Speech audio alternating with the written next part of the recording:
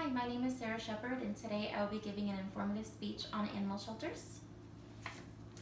These are my note cards, and this is my audience. We have Michael, Claudia, and Madison.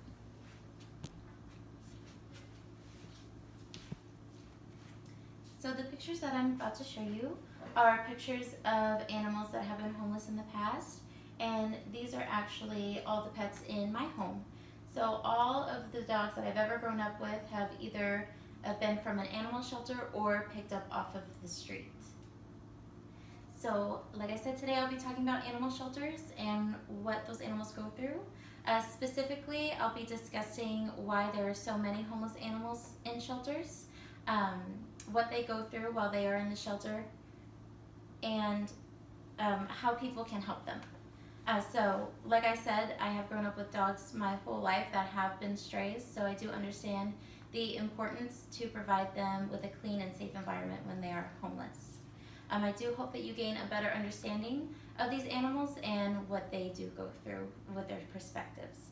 So in order to do this, let's talk about my first point, which is why are there so many homeless animals? So the biggest issue with animal homelessness is the fact that owners don't spay or neuter their pets. So if their pets happen to get out of the house and come back a while later, they may end up pregnant. So the family goes from having one pet to 5 to 8 pets, which is typically something that's more than they can handle, so they do end up having to either surrender them to a shelter or just dump them in the streets. The next big issue is breeding.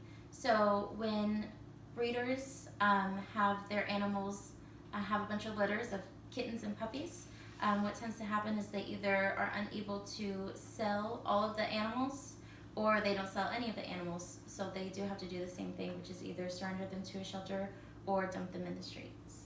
Now, the third biggest issue is owners losing lack of interest of their pets. So a lot of times pets are given as Christmas presents and birthday gifts, like kittens and puppies. But as they get older, the owners do realize that they are a lot of upkeep and responsibility, so they do end up getting rid of the animals by also either surrendering them or dumping them in the streets. So now that we know how animals get into the shelter, let's talk about what they go through when they're actually there. So imagine you're locked in a cage your whole life.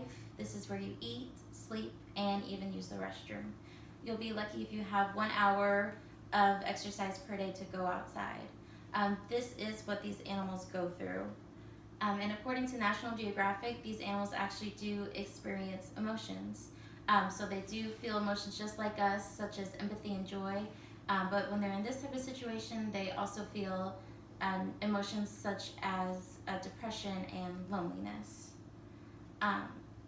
Now, another thing that they do go through while they're in a shelter is the risk of not being adopted, which can lead to them being euthanized.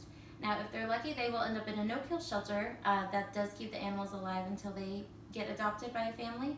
But if that is not the case and they actually end up in a kill shelter, they will be put down if they aren't adopted in an appropriate amount of time.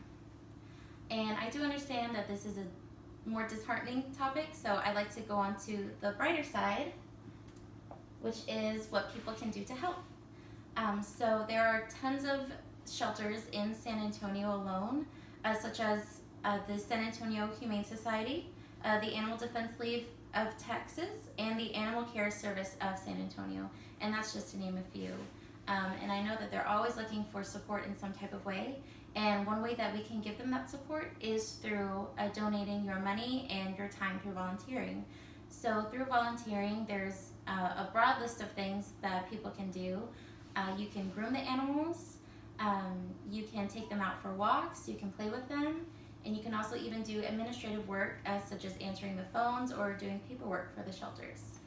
So there really is pretty much something for everyone to do in terms of volunteering. And I do understand that volunteering or donating money doesn't work for everyone, so the next best thing that you can do is follow them on their social media. So you can follow them on Facebook, Instagram, and Twitter. It's a great way to share the posts that they write whether they have adoption events going on or they're in need of supplies or food.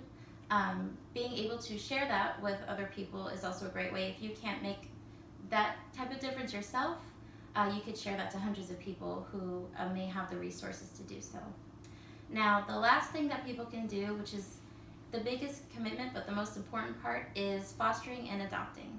So when people foster animals, they're taking them into their home for a short amount of time. So they keep that dog until, or the cat, whatever type of animal in that shelter, until they find their forever home.